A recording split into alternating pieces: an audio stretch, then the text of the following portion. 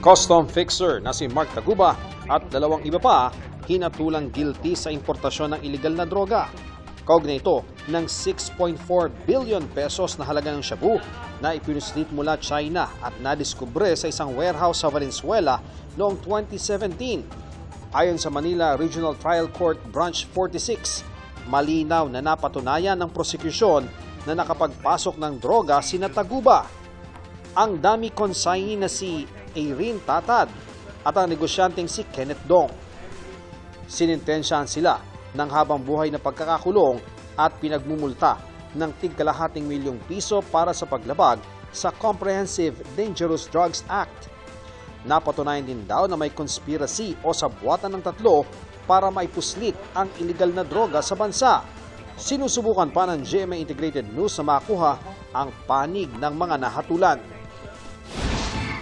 US Defense Secretary Lloyd Austin naniniwalang magiging mahalaga pa rin ang Pilipinas para sa kanilang bansa sa gitna ng nalalapit na pagpasok ng Administrasyong Trump. This is an important country, not only to me but to people in both parties back in the United States of America. We consider you to be more than just allies. We're family. And I cannot imagine a day when the United States of America and the Philippines aren't closely aligned. Sinabi ito ni Austin nang magtungo siya sa headquarters ng AFP Western Command sa Palawan kasama si Defense Secretary Gilbert Chodoro.